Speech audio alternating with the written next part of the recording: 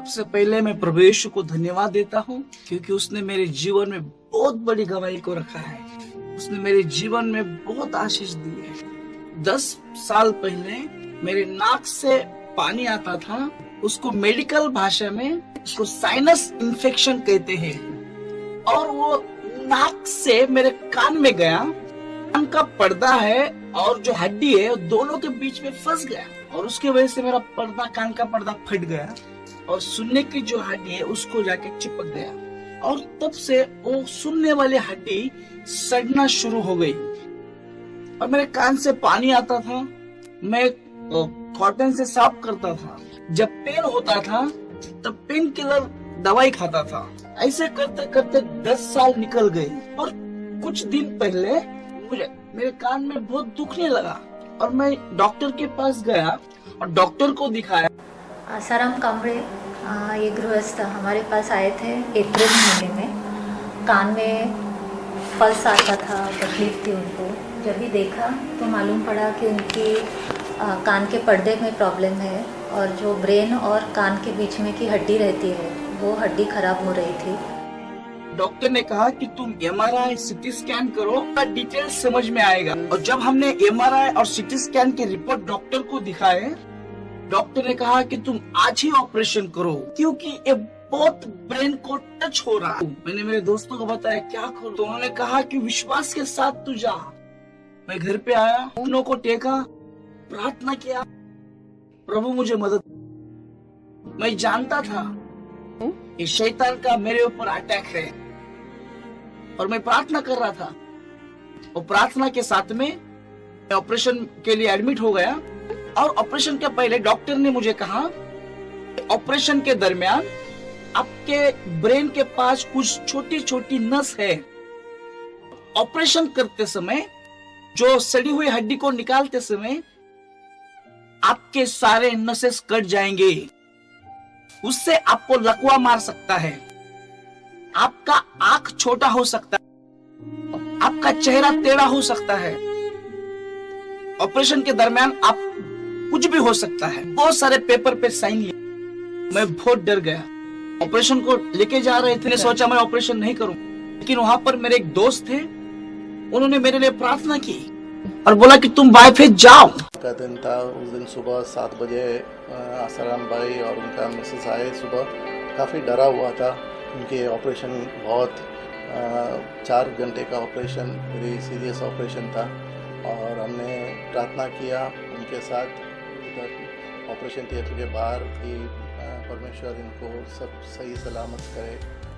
और मैं जब अंदर गया, पहले मैंने प्रार्थना की, हे प्रभु यीशु, मेरा जीवन तेरा है, अगर तेरी इच्छा है तो मुझे जीवन दे, मेरे ऑपरेशन को सफल कर और मुझे विजय दे। यह युद्ध मेरे साथ मैं कर रहा था और मेरे विश्वास को मैं टेस्ट कर रहा था। इसके लिए सब इन्वेस्टिगेशंस करके लिए और उनका सर्जरी करना पड़ा। मई महीने में सर्जरी किया है। काफ़ी इन्फेक्शन था अंदर, जो ब्रेन तक स्प्रेड हो सकता था अगर उन्होंने अच्छे से केयर लेके इधर आके ट्रीटमेंट नहीं करवाया होता। तो सर्जरी के टाइम पे जो भी इन्फेक्शन था सब क्लियर किया, जो भी हड्डी ख़राब थी उसको निकाल दिए है, और उनका कान क्लियर किया है फ्री ऑफ इन्फेक्शन। 5.5 घंटा मेरे कान का ऑपरेशन चल रहा था। डॉक्टर ने मेरे कान को कट करके साइड में करके सब ऑपरेशन किया, और जो ऑपरेशन थिएटर से मुझे बाहर लाया और मेरे बेड पे मुझे रखा। 5:30 बजे मुझे होश आया और डॉक्टर ने मुझे बोला ऑपरेशन सक्सेस हो गया है। मैंने प्रभु को धन्यवाद दिया, असंभव बातों को तूने संभव किया। ऑपरेशन के दरमियान तू मेरे साथ था। मैं प्रभु को बहुत धन्यवाद देता हूँ कि ब्रदर आसाराम का ऑपरेशन इतना बढ़िया हुआ, तो डॉक्टर ने इतना बढ़िया ऑपरेशन किया सब कुछ, और हम कभी सोचा नहीं इनको दोबारा सुन पाएगा, मगर परमेश्वर का देन है, दोबारा सुन सकता है, और इनसे बड़ा चमत्कार और कुछ भी नहीं है। परमेश्वर को धन्यवाद देता हूँ कि परमेश्वर ने हमारा प्रार्थना सुना, इनको चंगाई दिया। मैं प्रभु यीशु को धन्यवाद देता हूँ।